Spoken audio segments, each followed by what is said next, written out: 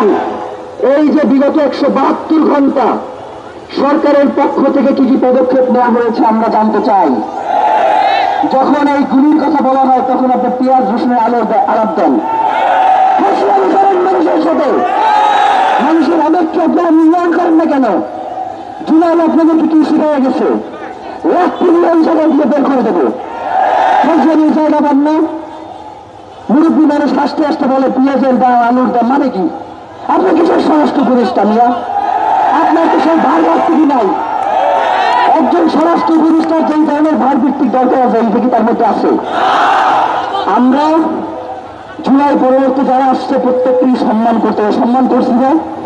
এই 13 বছর সম্মান করছি না? সম্মান করায় আমাদের কি উপকার হয়েছে? আমরা ওসমান হাদিরে হারাইছি। আমরা আর কোন ওসমান হাদিরে হারাইতে দেব? আমরা আর বাংলার জমিনে ফেসিবাদ কায়েম হইতে দিব? ওসমান হাদি তো সবসময় বলছে যে আমি যদি মরে যাই এই লড়াইকে থামানো যাবে না।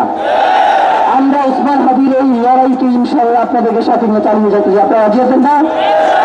প্রিয় ভাইয়েরা, নাম্বার 2, বাংলাদেশের গোয়েন্দা সংস্থা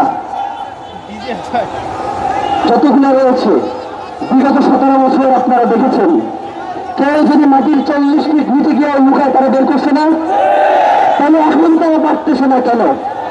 এইসব ভুল চুল বুঝাইয়া আর কোনো লাভ নাই। বাংলাদেশের জনগণ বুঝে গেছে যে ওসমান হাদির নিরাপত্তার সুযোগ তৈরি হয়েছে। এইটা আপনারা জানেন। ওসমান হাদির খুন করতে চাই করে আপনারা এইটা জানেন না? তাইলে আপনারা রাষ্ট্রে এত ট্যাক্সের পয়সা খান কেন? যদি এইটাই আপনারা নিশ্চিত করতে না পারেন তাহলে গোয়েন্দা সংস্থাগুলো দেশে থাকার প্রয়োজন আছে কিনা? আমরা বলতে চাই, এই জনতা সুশৃঙ্খল জনতা, এই জনতা কখনো মুখ করার জনতা না। এই জনতা রাষ্ট্রকে স্থিতিশীল করবার জন্য 5ই আগস্ট থেকে আপনাকে সহযোগিতা করে আসছে। তারা 5ই আগস্ট পরবর্তী সময়ে তাদের অনেক ভাই বোনদেরকে হারাইছে। ওসমান হাদির গুলির প্রতিবাদে দাঁড়ানো মানুষদেরকেও কোপানো হয়েছে না? কিন্তু এই রাষ্ট্র আজ পর্যন্ত দেখছেন। আচ্ছা, আজকে জানাজান আমাদের সরকারের পক্ষ থেকে বিচারের কোনো কথা বলা হয়েছে? আপনারা এটা শুনছেন? তার মানে কি বোঝা গেল যে এই সরকার কি চায় না? ওসমান হাদির যে বিচার সেইটা তারা নিশ্চিত করতে চায় না, ঠিক না? এখন আমরা কি করব? আমাদের তো বিষয়টা করতে হবে। আমরা কি খালি সারাদিন রাজপথে মরতেই থাকবো? জীবন দিতেই থাকবে? কি বুলেটে মস্তিষ্কে উপর করে যাইতেই থাকবে? যদি নাই চাই তাহলে আমাদেরকে সর্বাত্মক প্রতিরোধ করে তুলতে হবে। শিশুরতা মারানোর আর কোনো সময় নাই। প্রিয় ভাইয়েরা, আগামী সামনে নির্বাচন রয়েছে। সামনে নির্বাচনকে যাতে বাধাগ্রস্ত করা যায় এই জন্য বিভিন্ন ধরনের ষড়যন্ত্র রয়েছে, ঠিক কিনা?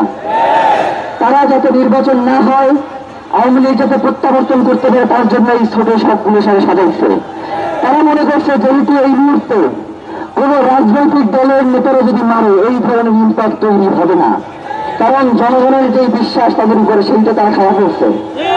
শুধু একমাত্র ওসমান হাদি ছিল জনতার কণ্ঠস্বর হয়ে, বাংলাদেশের স্বাধীনতা সার্বভৌমত্বের প্রতীক হোক, জুলাই জজবার প্রাণ হোক।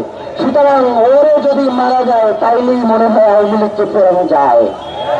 যারা এই ধরনের কথা চিন্তা করেন আপনারা বোকার স্বর্গে বসবাস করছেন। সকাল থেকে না খেয়ে কারো জনতার জন্য বসে নাই, তারা শুধুমাত্র বসে আছে আমাদের নির্দেশনার অপেক্ষায়। এই মঞ্চ থেকে আমরা যদি এখন ঘোষণা দেই যে এই সরকার আর থাকবে না, আপনি কিন্তু থাকতে পারবেন না। সুতরাং আপনাদেরকে বলতে চাই, আপনাদেরকে তো আমরা আলটিমেটাম জাহাজের মাঠ থেকে দিয়ে আসছি 24 ঘন্টা। এই 24 ঘন্টার মধ্যে আপনারা যদি বাংলাদেশের জনতাকে যেই গুলি করা হয়েছে, যেই খুনি এবং খুনের যারা সহযোগী তাদেরকে গ্রেপ্তার করতে সক্ষম না হন, এই জনতার উপরে আমরা আর কোনো সিদ্ধান্ত চাপিয়ে দেব না।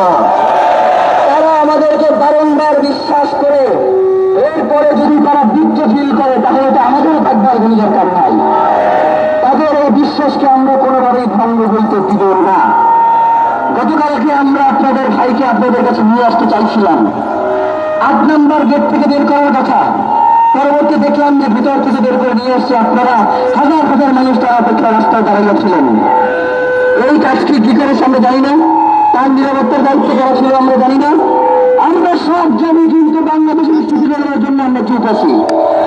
যদি ওসমান হাদির খুনের বদলা আমরা না নিতে পারি, তাইলে বাংলার জমিনে হাদিরা শুধু রক্তই দিয়ে যায়, বাংলার এই জমিনে স্বাধীনতা সার্বভৌমত্ব আসবে না।